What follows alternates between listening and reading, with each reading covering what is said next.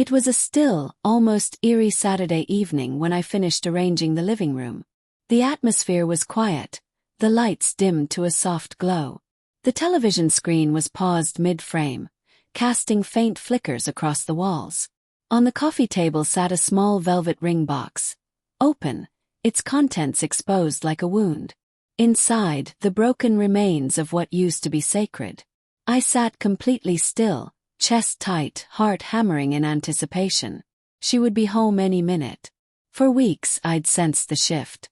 Her late nights, the flicker of her screen she quickly turned away, the way her gaze avoided mine. Her affection grew cold. My gut knew long before my mind caught up. Then 2 days ago the illusion shattered. A friend of mine who worked in hotel security had sent over a video. In it, Anna, my wife, laughing with a man I had never seen. They held hands, smiling, checking into a hotel. The timestamp sealed it. It was the same night she swore she was working overtime. I didn't stop there. I took that footage and paired it with clips from the security cameras I'd installed in our home. Piece by piece, it formed a silent but devastating documentary. Every second confirmed what I'd feared. Her lies. Her betrayal. Every frame dug deeper than the last.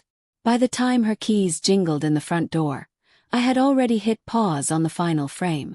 I leaned back on the couch and waited. She entered, her face calm, wearing a practiced smile like everything was fine. But when her eyes met the screen, when she saw herself wrapped around another man's neck in that hotel lobby, her expression crumbled. She froze, then glanced at the open ring box on the table.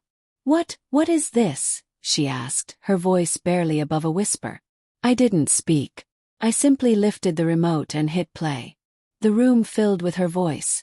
Not the one I knew, but one laced with infatuation, laughter meant for someone else.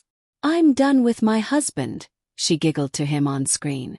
I didn't look at the TV. I watched her. I wanted to witness the exact second her facade broke. No, it's not what it looks like," she stammered, her voice trembling, as if the images on screen were fire against her skin. Her hand reached for the ring box. Inside lay her wedding ring, snapped clean in half.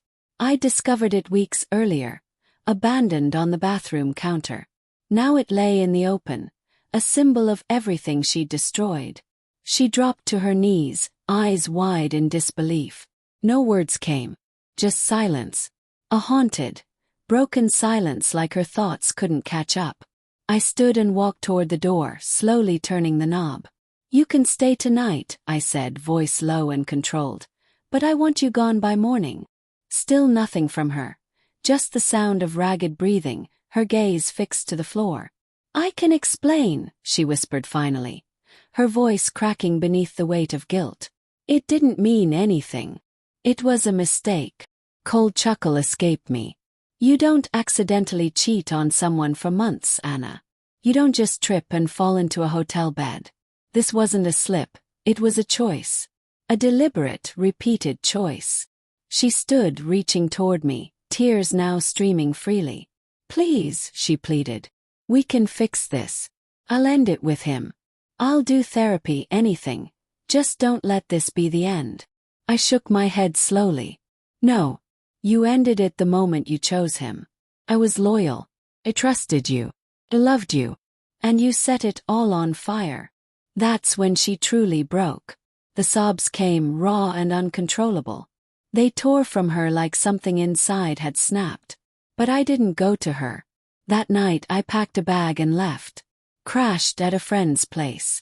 When I returned the next morning, she was gone. The drawers were empty.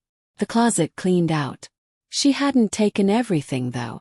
The ring box still sat on the coffee table, right where I'd left it. Next to it a small note. 2 words, written in shaky ink. "Sorry. But sorry doesn't heal betrayal. It doesn't erase lies or undo choices." In the following weeks, I filed for divorce. She tried to reach out, calls, emails, even showing up at my workplace, but I answered none of them. She'd had my heart, and she crushed it without hesitation.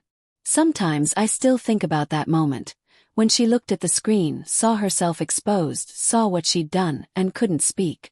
That silence said everything. It was the death of every lie. The exact moment truth broke through. And in that silence, found my freedom.